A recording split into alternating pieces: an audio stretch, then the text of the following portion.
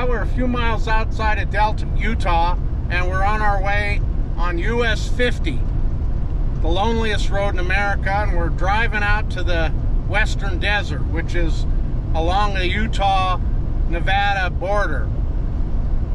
And we're gonna explore this little known area. It doesn't get a lot of press, and it doesn't get a lot of, visits from people, non-locals. So we're going to explore this. We hope to find fossils, some interesting geology, and just some good remote overland adventure.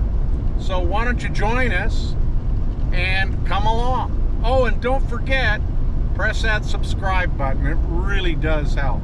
So let's go to the Utah Western Desert.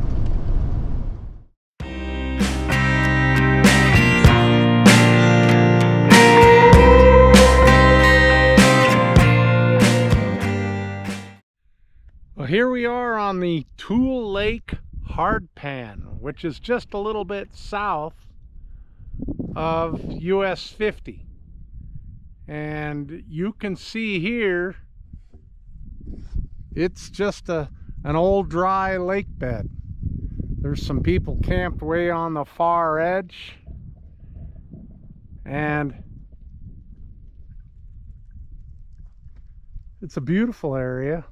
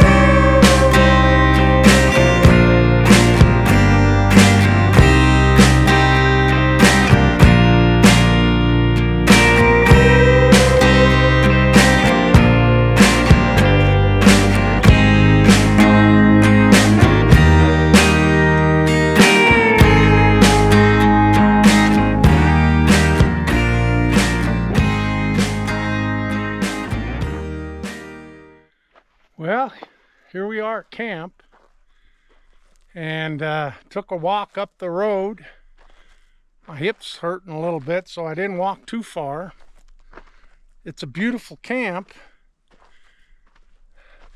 here at the north side of Fossil Mountain. I was going to poke around for a few fossils, but I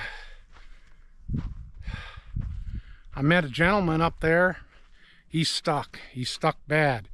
One of those clear cases of don't always go to the end of the road unless you have the means to get out. And he doesn't have the means to get out. And of course, he doesn't have much water, not set up to spend the night or any kind of emergency. He does have a ham radio, which proved out to be worthwhile, and he got a hold of a guy in South Africa to call the Millard County Sheriff, and I just met the sheriff on the road, and they're going to try and get him out, which I hope it works out.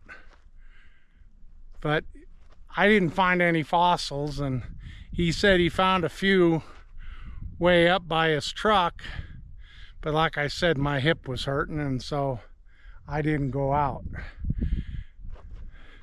Behind me, that's Fossil Mountain. And it's beautiful. The only other downside to this place is the flies are really bad.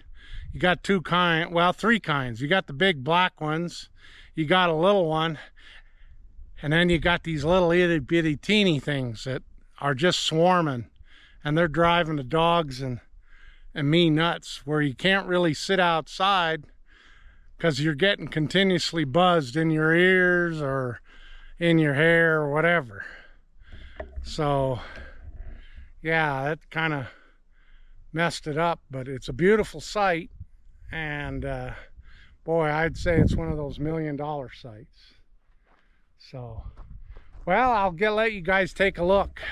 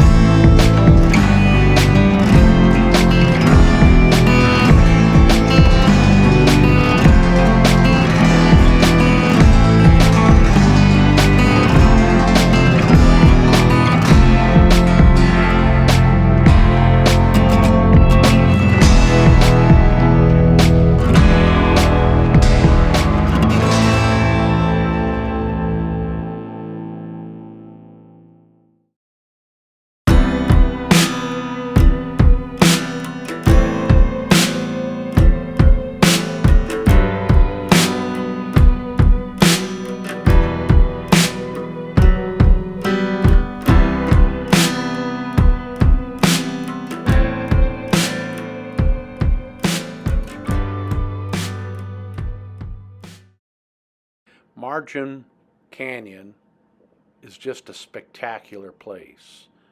The walls of the canyon rise well over 1,000 feet on all sides.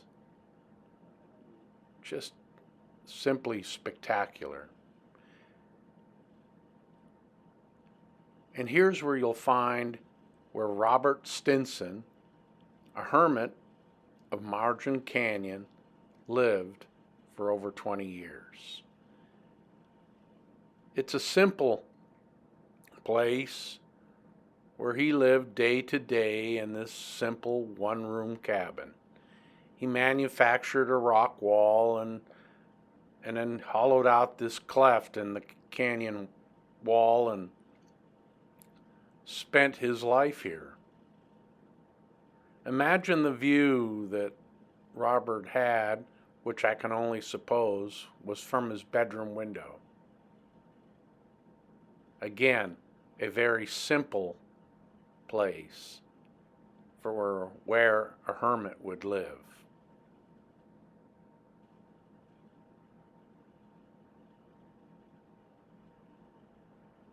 His ashes are spread here, and so he will always remain in spirit the hermit of Marcum Canyon.